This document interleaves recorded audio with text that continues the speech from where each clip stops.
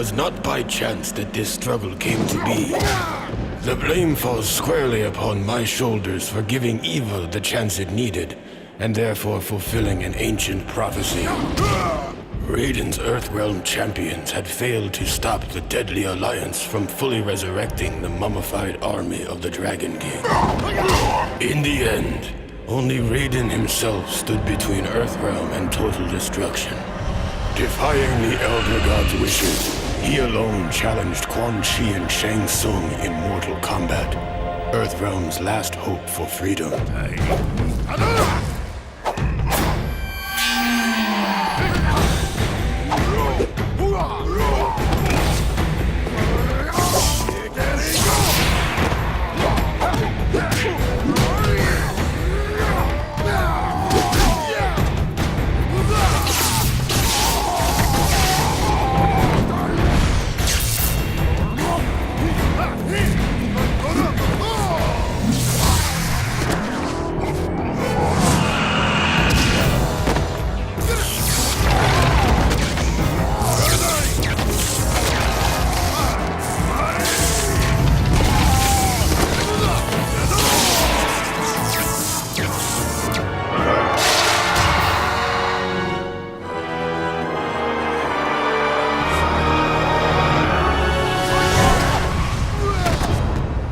Raiden fought well against the two sorcerers, and it seemed as though victory was at hand.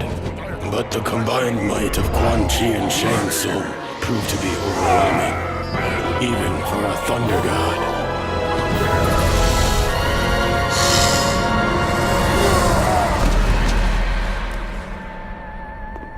Raiden was defeated.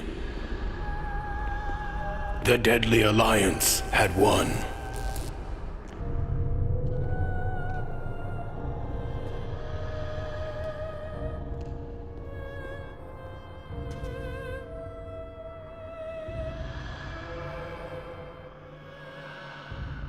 Their victory was short-lived.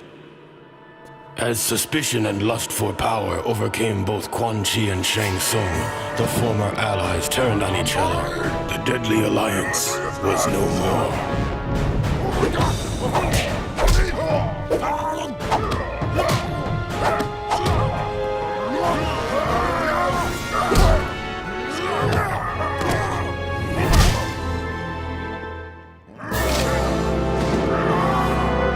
Quan Chi defeated Shang Tsung and reveled in his conquest. But it is said that there is only one true ruler of Outworld.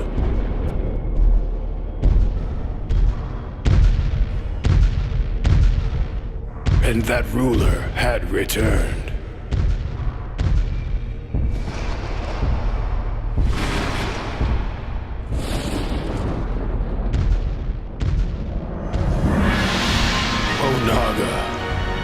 Former Emperor of Outworld, the Dragon King. The prophecy had been fulfilled. The Dragon King had indeed returned to Outworld to reclaim his army and impose his dominance. Death awaited all who stood in his way.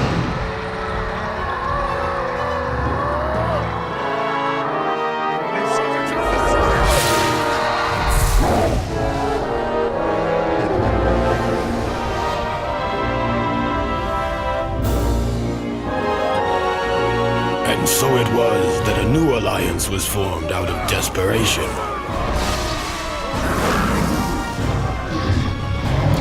Sworn enemies joined forces to combat a greater threat. Raiden began to realize that even their combined might was not enough to defeat the Dragon King.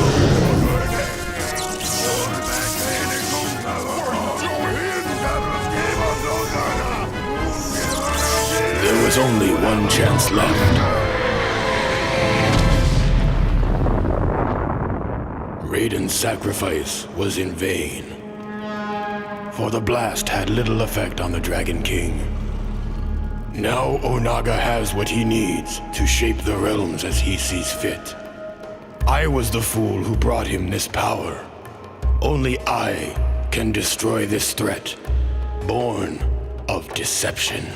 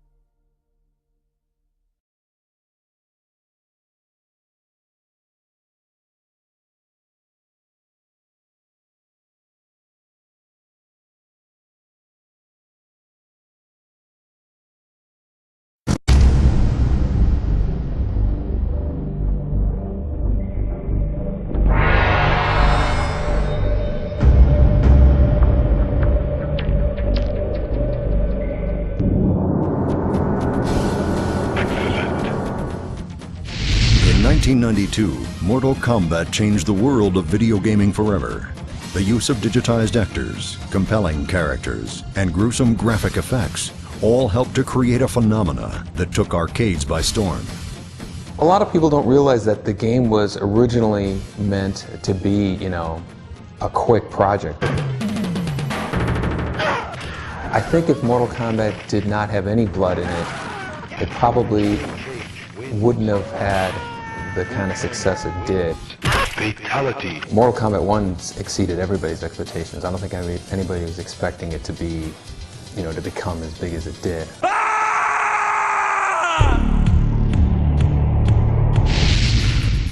In 1993, Mortal Kombat 2 was unleashed upon a sea of bloodthirsty fans. More characters, more moves, more blood. All the fans of the first game had high expectations for the second one. Johnny Cage. Reptile. All eyes were on us, whereas before we kind of snuck up on everybody. But the fans would still not be satisfied.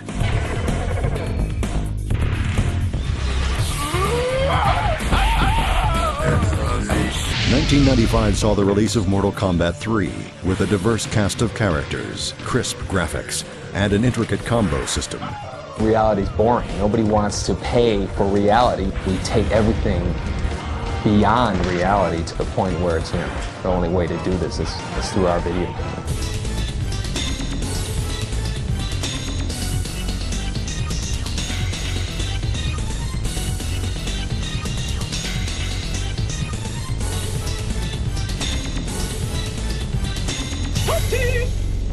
Mortal Kombat was unstoppable.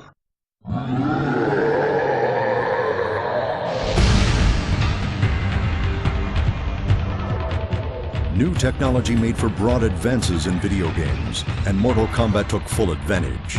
In 1998, Kombat, now in 3D, took on a whole new dimension. The Mortal Kombat 4 Road Tour is something that's never been done before in the video game world. I remember these big trucks driving around with Mortal Kombat 4 logo on them. MK4's release was again marked by controversy. It definitely wasn't the only game with that kind of violence and blood. There were games that actually surpassed it. It was just the only game that really was, hugely popular and had the violence and blood. MK4 would be the last version of Mortal Kombat to be released in arcades, and fans eagerly awaited the series' next chapter on home systems. Toasty 3D! The fact that it sold in the millions was really kind of like a bit of an attestament to it. I guess it's staying power, I suppose.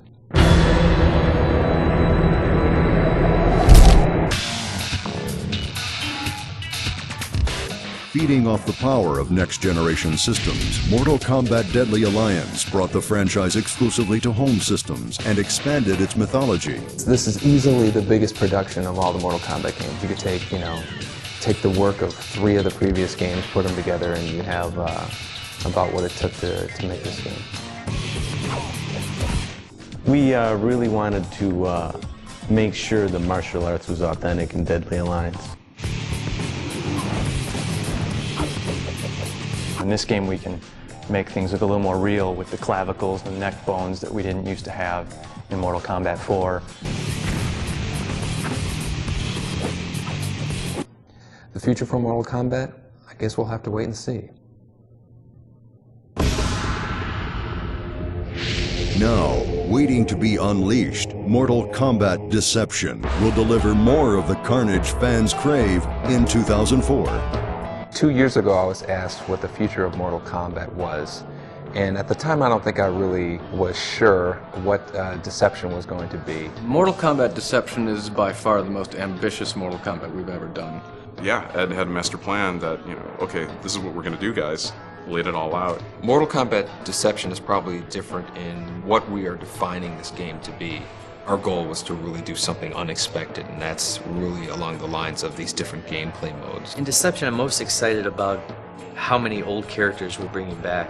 We're bringing back characters that people have been asking for quite a while now.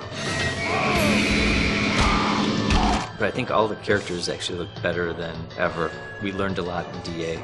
But I think a really, really cool The difference is the online experience.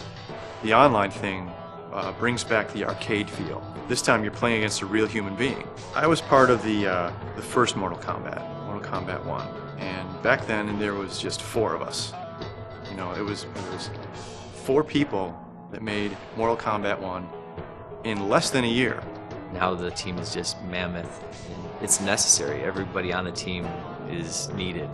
People have no idea how much effort goes into creating a video game in this day and age. The game now is so much deeper than, back then. This game is about a bunch of guys beating each other up, and magic and monsters, and fun, excitement. I think Deception is a good indication of what we're going to be doing with Mortal Kombat in the future. It's kind of like the first step in many of expanding what Mortal Kombat means. Over the last decade, Mortal Kombat has become a legend in the arena of fighting games that will be here for years to come. Get over here!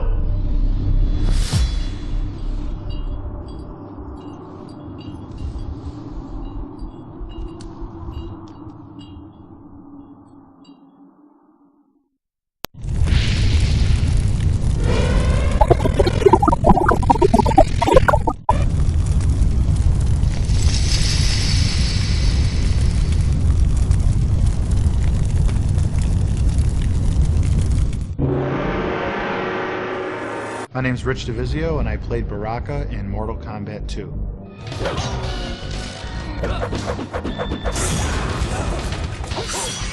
We were trying to come up with characters, and we were going to costume stores and looking around and found a mask of this monster.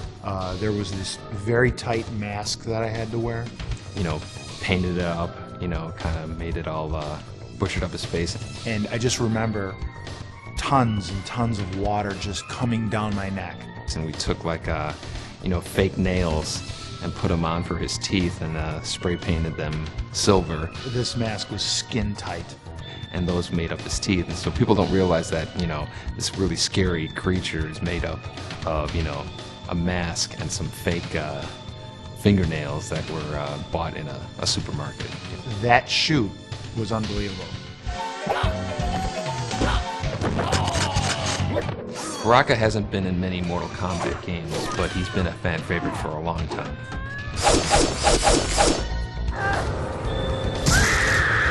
Baraka wins.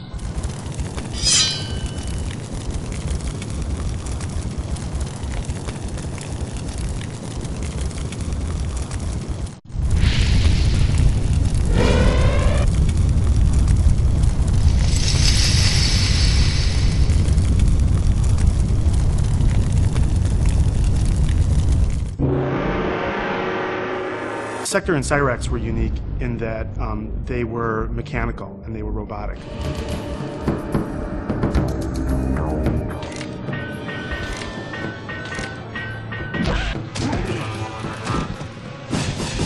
A funny story about Cyrax and Sector was that originally we could not think of a name for them, so Tony Goski came up with the name Ketchup and Mustard, Ketchup being Sector and Mustard being Cyrax. Cyrax was one of the many characters portrayed by Sal DeVita. When Sal was playing Cyrax, I felt the worst for him because he had this helmet on that I remember him sweating a lot inside, and he had just unbelievable tolerance for discomfort. The costume for Sector and Cyrax was really heavy. It was a lot of plastic armor and plastic chest plates, but then a custom-made helmet, but hot, uncomfortable, couldn't breathe, couldn't hear anything, but somehow we made it through it. It was great.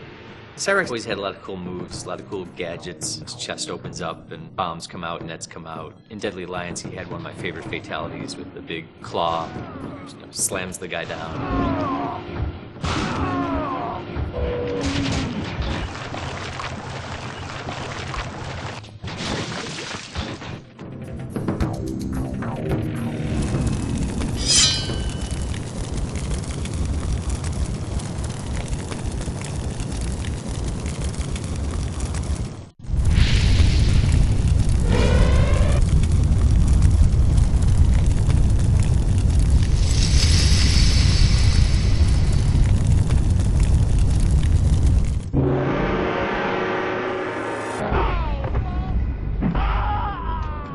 There were actually 2 Goro models made, and one was used for the actual game and it was posed and, you know, changed so much that it kind of fell apart over time. And I have one of the original Goro models that's stashed away at home.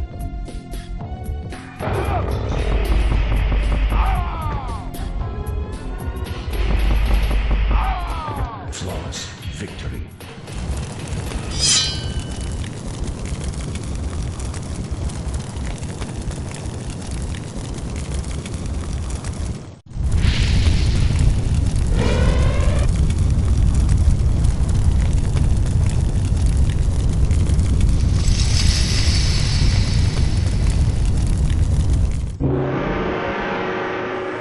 Jade was the 3rd in the series of characters that was derived from existing images. Jade was a female ninja type character like Melina and Katana were, and she was kind of like an evil version of Katana in a sense. Jade is a childhood friend of Katana, which probably makes her thousands of years old, because Katana is thousands of years old. The approach we've taken with Jade in this game, in Mortal Kombat Deception, is that she's more of the stealthy ninja type of character. She's the one that sneaks around and gets information, you know, and carries out covert activities. And I kind of like that about her. She's about getting things done, and she's very loyal. We wanted to give her something that separated her from Katana Melina, so we gave her the staff weapon that was her weapon in Mortal Kombat 3. Not many characters had weapons in Mortal Kombat 3. That was really what we wanted to do to separate her from Katana Melina.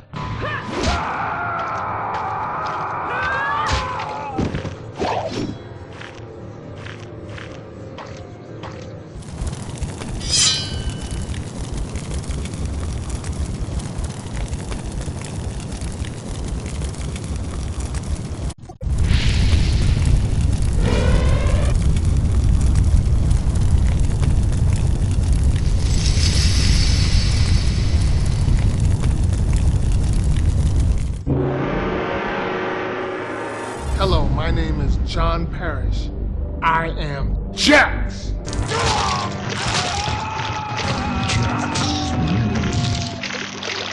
Fatality.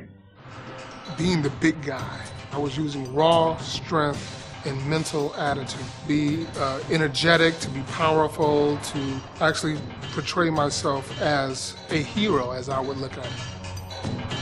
John Parrish was great to work with. He was really one of the easiest guys to work with in terms of being able to do all the moves and all of the special attacks. I am the real Jax. We worked with him throughout Mortal Kombat 2 and Mortal Kombat 3, and he did a lot of promotional stuff with us. It was really great. When he first put the makeup on my arms, it took him 6 hours to do total.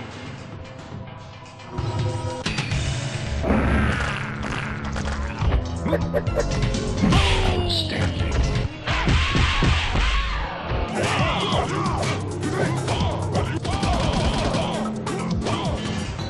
Actually, it feels great to be part of the Mortal Kombat legacy.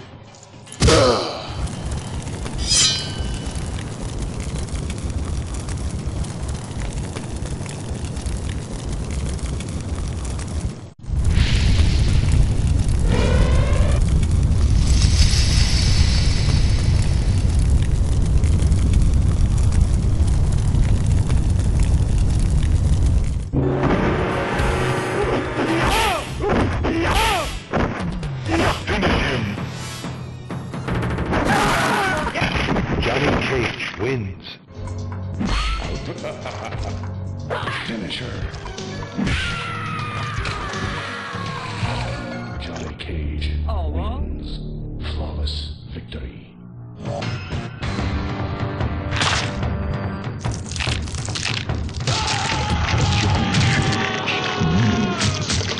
Fatality.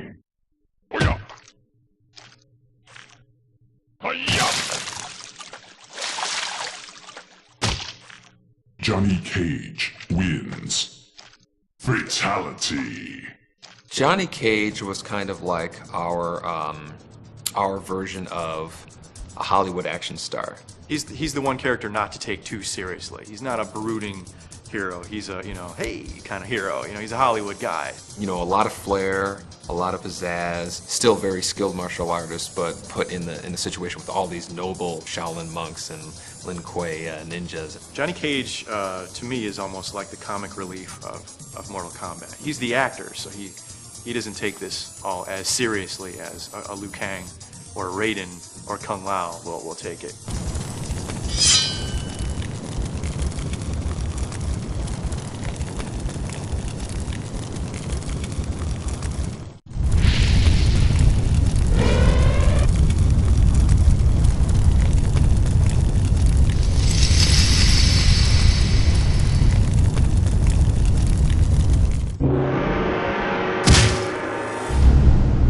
Kabal first made his appearance in MK3. He was originally designed as kind of this nomad, sand person kind of character. Again, we really wanted to create a character that seemed to have a handicap of sorts in terms of he had this breathing apparatus that kept him alive. He still had these incredible powers that none of the other characters had. He had a lot of cool moves. He had this dash, which he would run past a character, spinning him around, and then he could pull off some combos on him. And everybody kind of liked his tornado move where he would run by the opponent and then they would spin like a top and they kind of get a free hit on them. Kabal also had these hook sword weapons that one of the few characters in the 2D games that actually had a weapon in the game. So that kind of made him stand out. He was actually one of the characters that was considered almost too powerful in Mortal Kombat 3. And we had to kind of tone him down for Ultimate Mortal Kombat 3. For Deception, we finally had the chance to bring Kabal back the way we originally intended him to be.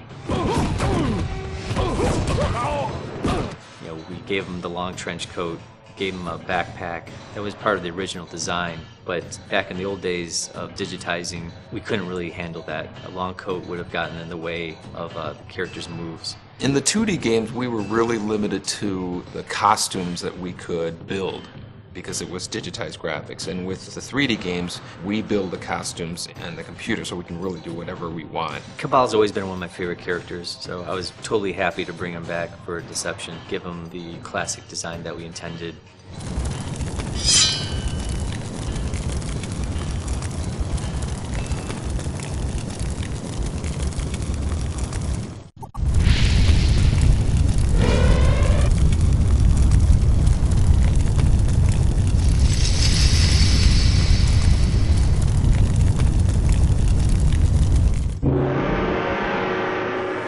My name's Rich DeVizio. I played Kano in Mortal Kombat 1 and Mortal Kombat 3.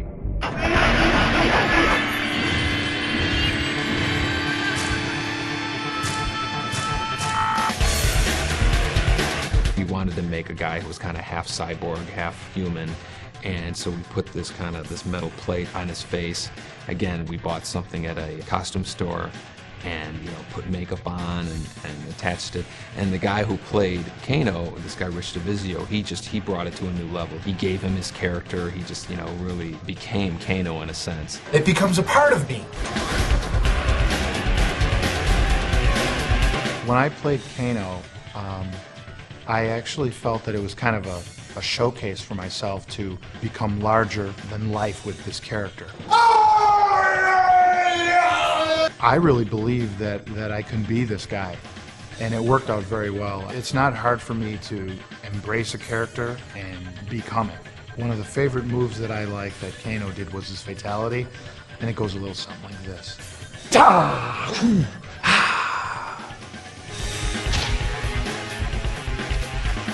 Kano wins!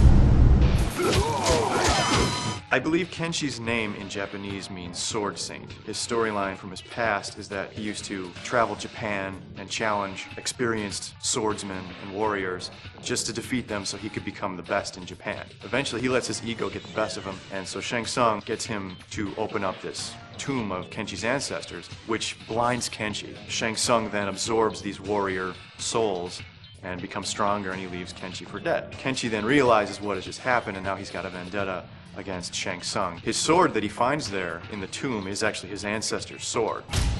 Fight!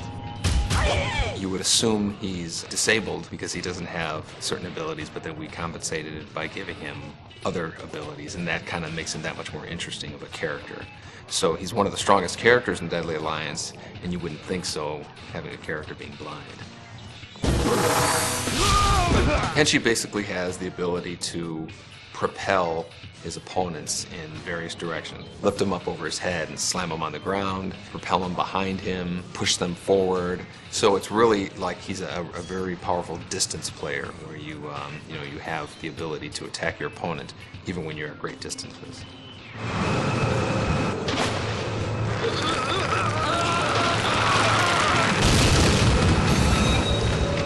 Fatality.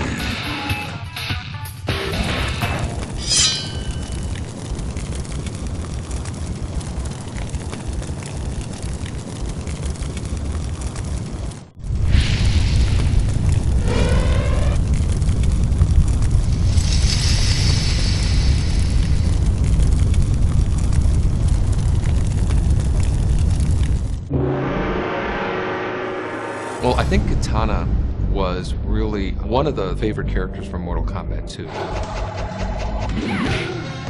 She was a new character. She had ridiculous combos that people, came up with that I had not even thought of. So when I saw people doing katana combos, in the corner, there was something special because people were taking the game in a direction that you wouldn't even think of.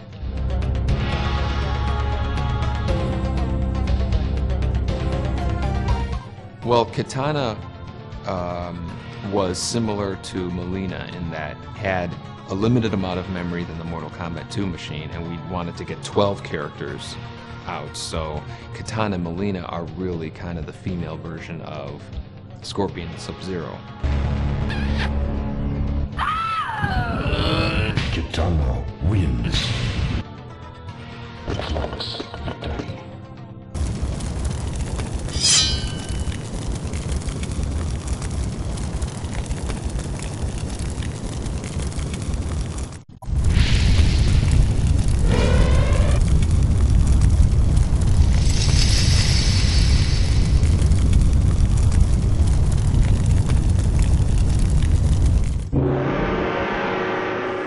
My name is Anthony Marquez, and I played Kung Lao.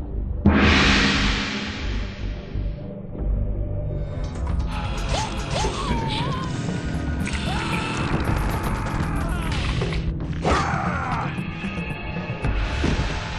After the first Mortal Kombat, the creators wanted to introduce another Shaolin monk type character. They had heard about me, and I seemed right for the part. Tony was probably one of the best martial artists that we worked with. You could see his character, the kicks are really high and they're authentic, so he lended a lot just because of all of his experience with martial arts. So in terms of his attitude, the way he moved, the tilt of the hat, all of that stemmed from what I thought Kung Lao should be. The favorite part of my personality always stemmed from the hat. You put on the costume and you're still just a person in costume. But once that hat goes on, it's almost like being Clint Eastwood in an old Western movie with the brim of the hat hiding your eyes, and when you slowly tilt that head up, once you make eye contact, that's Kung Lao. It's no longer Anthony Marquez, it's Kung Lao.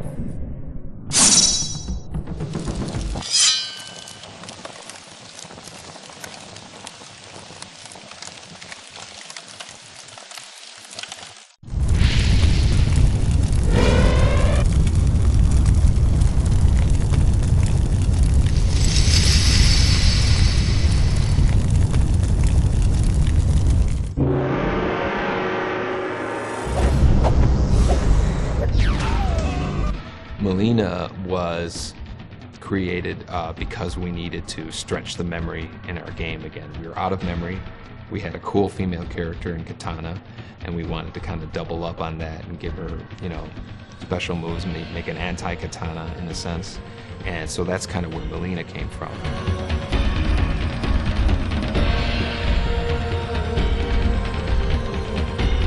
And so then with Melina, we had also introduced Baraka, so we wanted to make a tie with her because Baraka was a really bad character. So underneath the mask, Katana is really beautiful, and underneath Melina's mask is, you know, these really nasty teeth that were originally never on the costume, but we would just kind of draw them in on her fatalities.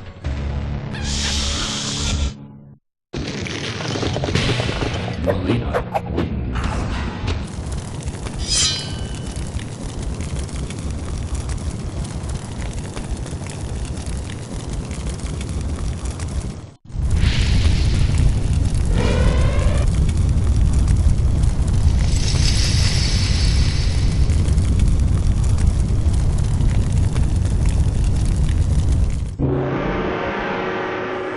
I think that Nightwolf is your quintessential Native American icon.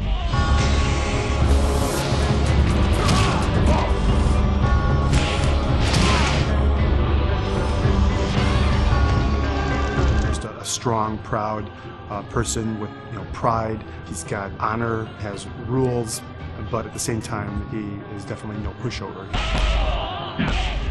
Well, the Nightwolf costume looked a lot better on the drawing than I think it did on me, but you know, we made do. Nightwolf's fatality was holding his tomahawk up to the sky, channeling light into it, right into his enemy for his final blow.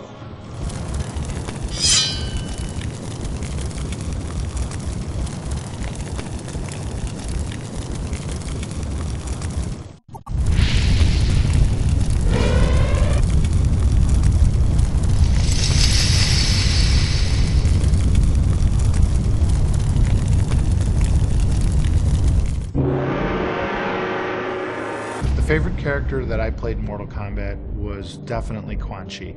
Do not fail! We have toyed with the ninja long enough. Quan Chi was a really interesting character because he was created for a game called Mortal Kombat Mythologies. You are responsible for this, sorcerer! Which was an adventure game that was being produced at the same time as we were doing Mortal Kombat 4. And so we thought it would be interesting to have him make an appearance in Mortal Kombat 4 as well as Mythologies, even though those two games happen in completely different parts of the Mortal Kombat timeline. Quan Chi is one of the most mystifying characters to me. We really don't know what his origins are, other than he's from the Netherrealm and he's part of the Brotherhood of Shadow. Who knows how old he is? You know, he could be as old as the Netherrealm itself. But he is definitely evil. He is definitely an evil guy. I think of him as the greatest sorcerer in the Mortal Kombat universe. I think of him as being even more powerful than Shang Tsung.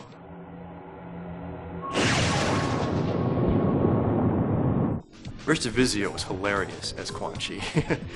He really played the part well. To me, he is Kano, and he is also Quan Chi. He's both of those characters. You can't look at Quan Chi and not think Rich. And now, on to Hollywood.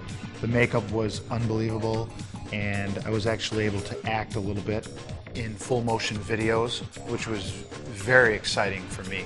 I remember that the impetus behind the cabinet design on MK4 was the reintroduction of the series back then. They wanted it to stand out in the midst of the arcades. As such, they wanted to push the sides as something that you could not miss. So we did some shots in the studio, had Rich come in, put fire behind him, big old Quan Chi face, no one can miss it. And that's what ended up happening. The first time I saw myself on the side of the Mortal Kombat 4 arcade stand-up, I was just blown away. That chapter, Mortal Kombat 4, was the Quan Chi show in a sense. Do not fail.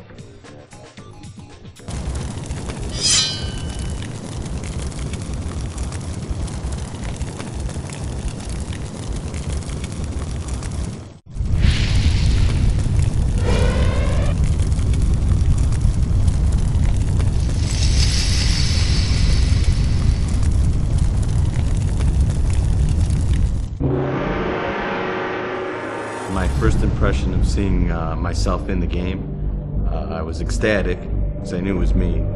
I thought it was just awesome. God of Thunder and Lightning, that just kind of became what his thing was. And I think that was really kind of what inspired a lot of his special moves, was the fact that he was a god.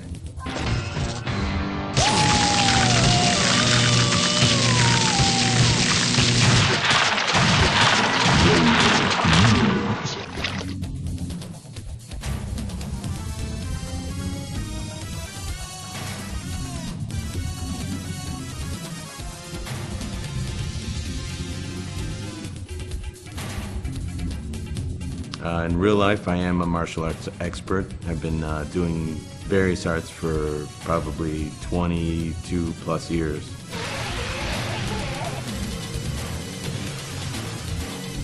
You know, I'm wearing this hat. Got that on. Got that action working. Yeah, the hat is gone. It was destroyed with one of the falls that Carlos took, and I don't think we've seen it ever since. Do I have the hat? No, I wish I did. That's probably the one thing I wish I had. I feel really thankful to be part of the Mortal Kombat legacy, you know, and it's changed my life incredibly.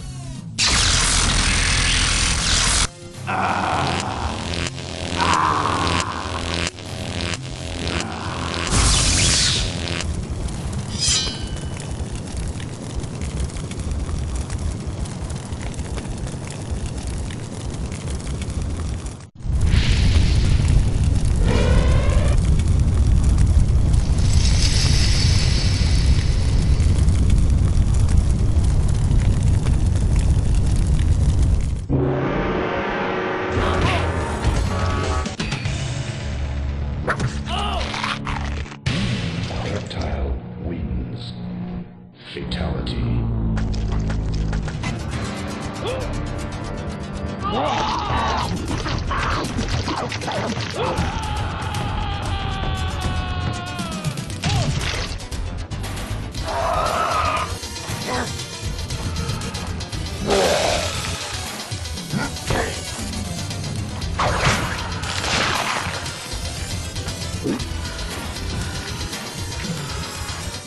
Reptile actually was the character that I came up with driving back to work from lunch on a Saturday. We had seen how much we got away with in terms of Scorpion and Sub-Zero changing ninja palettes, and I really wanted a super secret hidden feature in Mortal Kombat 1, and came up with these really odd set of circumstances to make Reptile appear. It was rare enough that people would say that they had seen him and nobody would believe him, and so it worked out perfectly. I am Reptile. I talk like this. And then I have to go like this. Yeah, Reptile, the infamous Green Man. It was another one of those characters where they swap some of the images from one character to another. I saw those moves that they told me to do that were for other characters, like for example the Force Ball, you know, when I put my hands out and then a big ball comes rolling out. That was for Reptile, but here I had no clue at that time. Reptile wins. Fatality.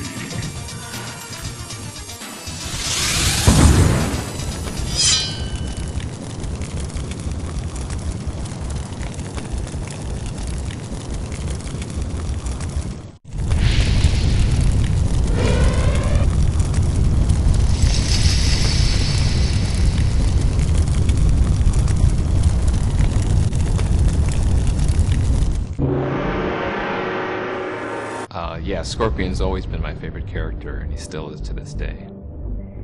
Fight!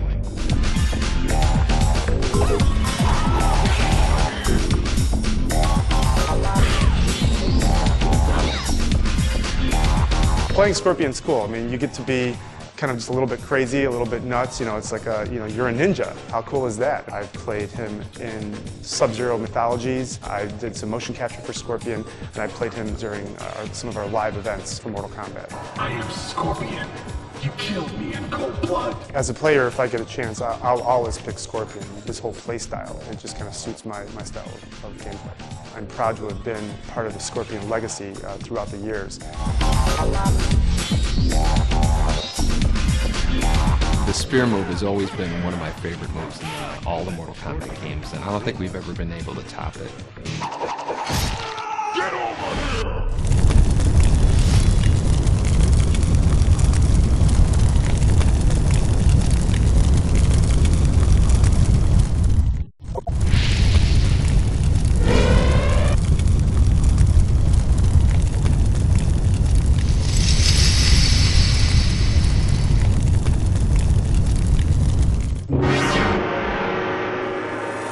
Shang Tsung, he is the symbol of evil for Mortal Kombat. He's always around. I think he's been in almost every game.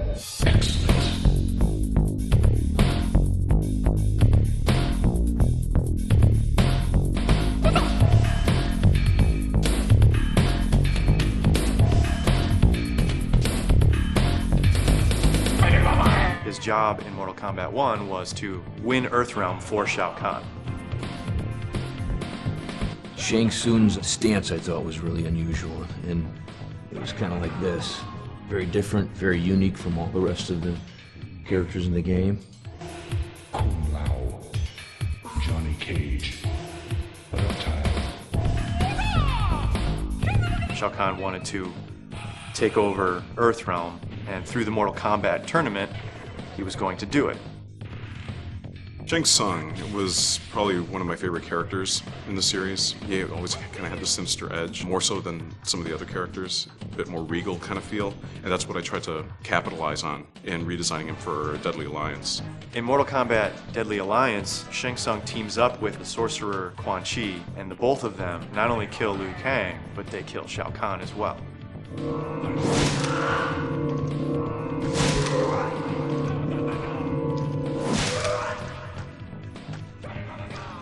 Shang Tsung wins. Fatality. Shang.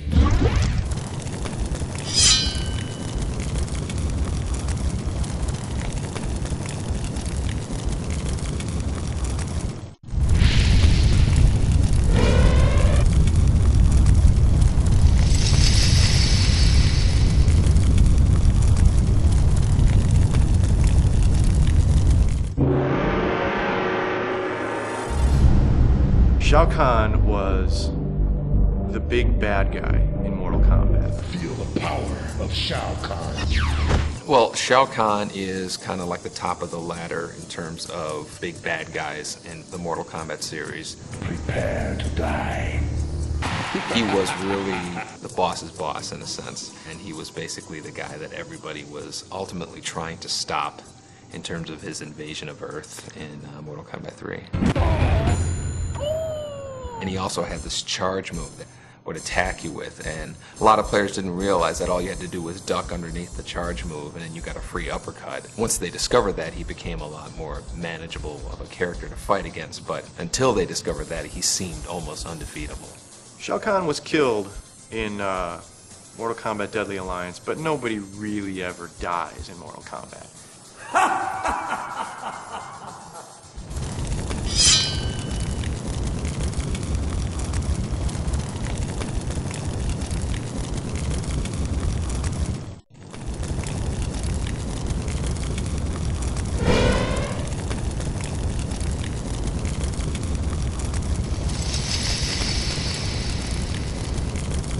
This place, it feels dark.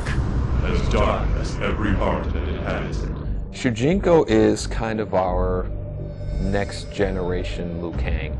Through the Conquest mode, you learn about Shujinko's past.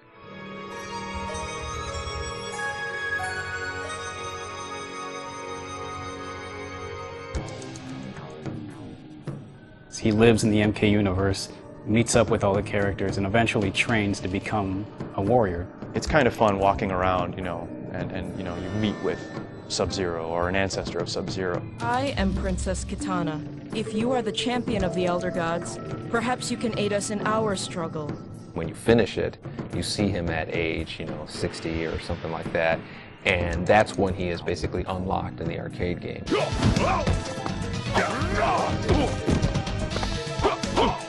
Shujinko wins. Everything from, 20-year-old Shujinko up to old man Shujinko is voiced by Max Crawford. Younger Shujinko is just a little variation of my actual voice. Good to see you again, Damashi. It was fun doing the old man. Oh, Master Boraicho, crack the dojo window.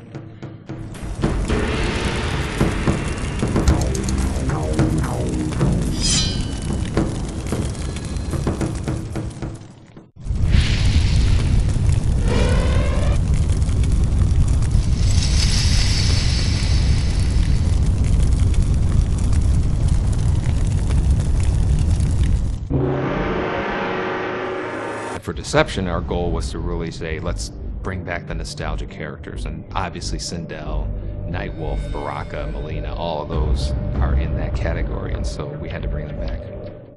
Fight!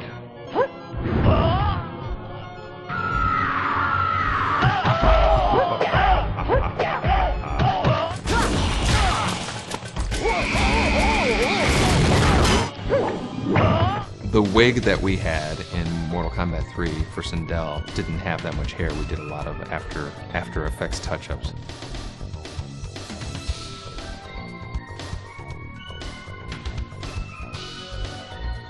She had this ability to scream at super loud volumes, and that would stun the opponent and give you kind of a free hit.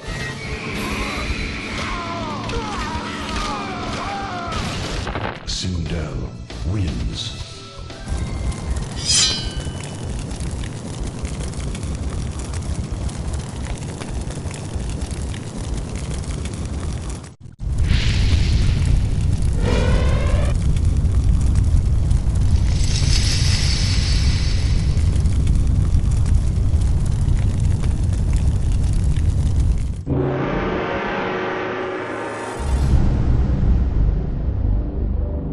Smoke originally came from our memory limitations that we've had in doing arcade games, and just as Scorpion and Sub-Zero were using the same images and getting more mileage out of them by changing the color, when we were out of memory for Mortal Kombat 2, I always liked putting in secret characters in the game at the last minute that nobody knows about. That was kind of like the origin of Smoke and Jade, where they were, just kind of like the alternate colored versions of Sub-Zero and Melina and Katana.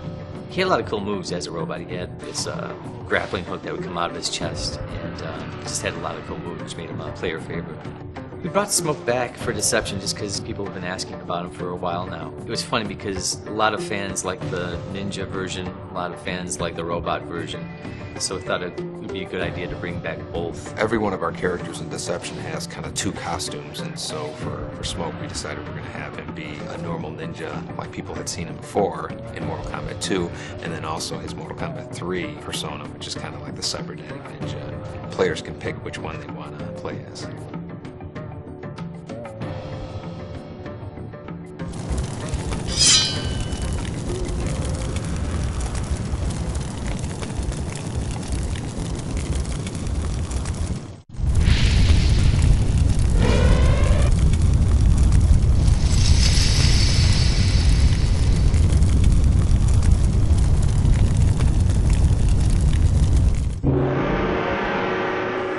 Sonya is a badass.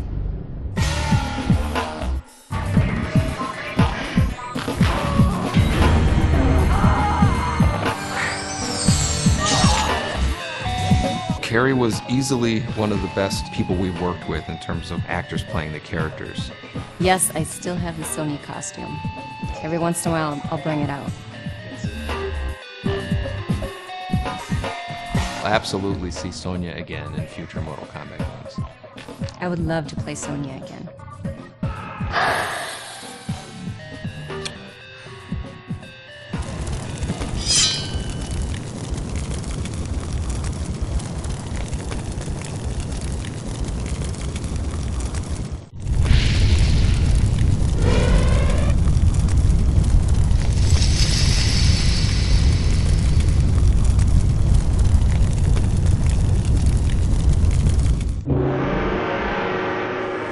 My name is John Turk, and I am Sub-Zero.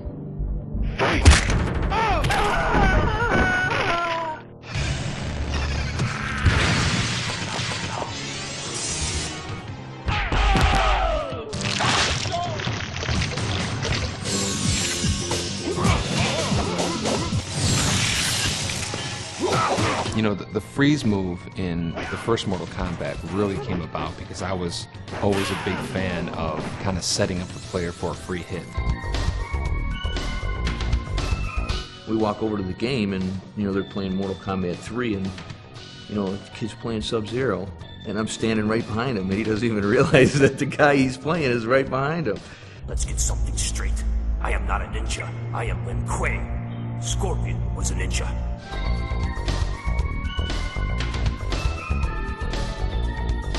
My martial arts style defined the character of Sub-Zero's based on the way I move, the way I kick, the way I punch, the way I turn, the way I move my leg when I do sweeps.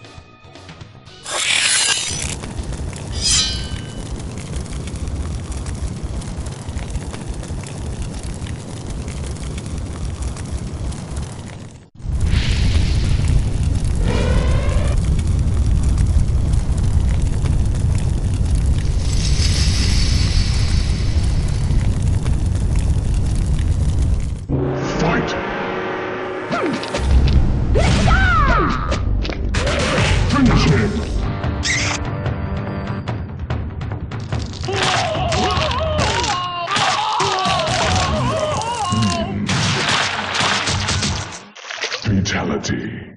I guess not many people know that the Tanya character is named after my sister, who's named Tanya, and as well as my other sister's name is Sonia. Tanya is the daughter of an Edenian ambassador, but she has sided with the bad guys in previous games. She turned on Liu Kang in her ending in Mortal Kombat 4, that she, sided with Shinnok, and she sided with the Deadly Alliance even at one point. Now she's siding with the Dragon King, not so much because she wanted to, but because she was almost forced into it. She's an enemy of Jade and Kitana and Sindel, because she's a traitor. She's a traitor to Edenia, she's a traitor to the realms, and she's, not a good person. Tanya has always had her boomerang projectile move, which is one of the more outrageous projectile moves in the game. And we're giving her that boomerang move in Deception again. And in addition to that, she has a weapon, so she has a bigger arsenal of attacks than she did in the previous games. Finish him!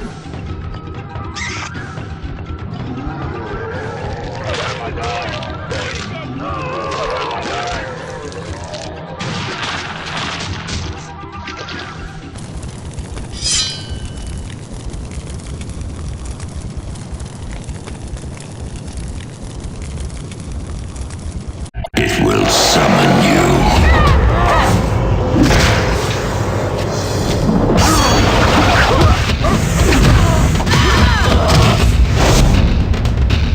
It will challenge you.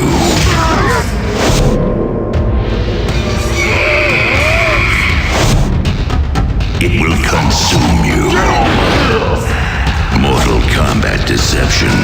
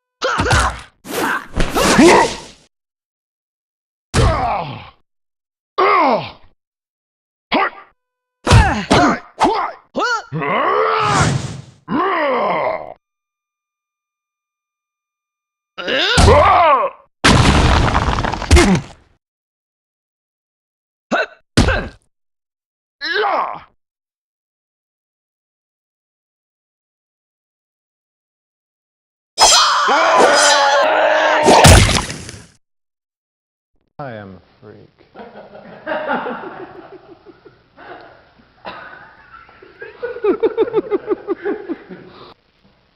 You are reality's only hope. I'll do it, Thunder God. Only because I don't... You don't understand. I can't leave without the...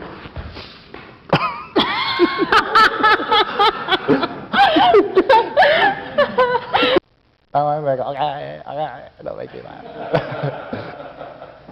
You see, Sub-Zero, you can trust the sorcerer sometimes. Hold on, you guys got me now. Ah! Immortal, with the ability to freeze. I forgot my line. You suck. Immortal. I mean, a keeper. Sir, Immortal has escaped from the... Sir, Immortal has escaped from the prison of souls. He is headed towards the gates of immortality.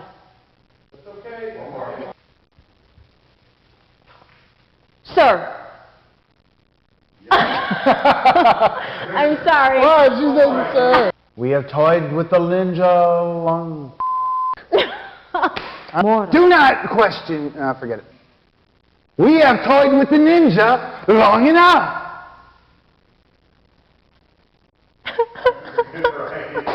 Do not fail me. We, you and I. We, you, me, everybody in this room. Oh,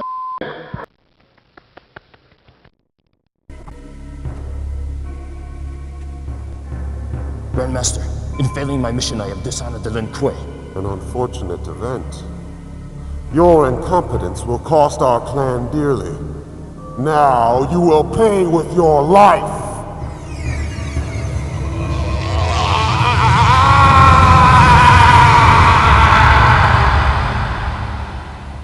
Now, you will use this map on your next mission.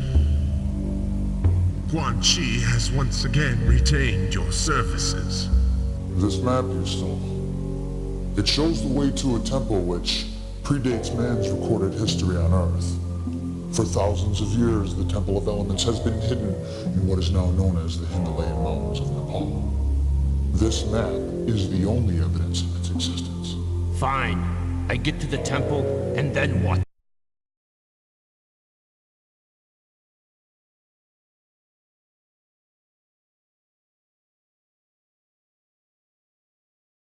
Dogs lick me.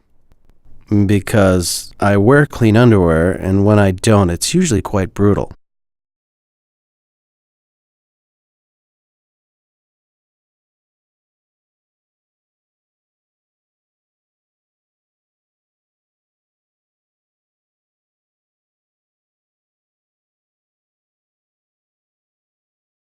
Choujiao, or penetrating foot, is one of the oldest recorded styles of Kung Fu. The art is 30% fist and 70% kicking. Hands are used to protect, but it is the feet that always attack. Most of the northern Chinese arts have adopted Choujiao into their style. Choi La Foot is a martial arts created by a famous Chinese man, who named the art after the three masters who instructed him. A southern Chinese style composed of 3 different systems, as well as Lohan Qigong. Goju Ryu is one of the primary styles of Okinawa karate. It was created by a famous Japanese martial artist who was influenced by his early sensei. a Nahate master, and a student of Shorin-ji and Chinese martial arts. He combined these styles into what is now called Goju-ryu karate. Hua Chuan is one of the 5 long fist styles, and can be viewed as a close-range martial art. Flower fist has many wrestling and ground tactics, as well as hand and foot strikes, making it a well-rounded northern Chinese style. Mian Chuan, or continuous palm, is a martial art popular in Hebei province of China. The main philosophy is to be defensive, then offensive. Softness turns to hardness, thus giving the practitioner the upper hand in combat. This style was first presented to the general population during the 1936 Olympic Wushu demonstration. Monkey fist, a martial art which movements are based on that of a monkey. The art was created by a famous Chinese martial artist who had been locked in prison and developed the style based on the movements of the monkeys he observed outside of his prison cell window.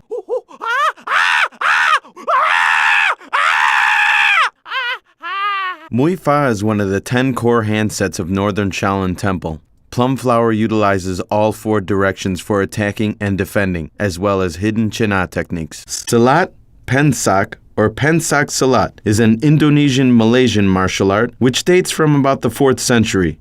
The term Pensak Silat was first used in 1948 with the unification of many schools under one association. A close-in fighting art with many hand, foot, and elbow strikes. Valtudo is Portuguese for anything goes and is used to describe the no-holds-barred fighting competitions in Brazil and other South American countries. Hand strikes, kicks, throws, and grappling are all part of this style of fighting. Cha Chuan is a northern style of Kung Fu.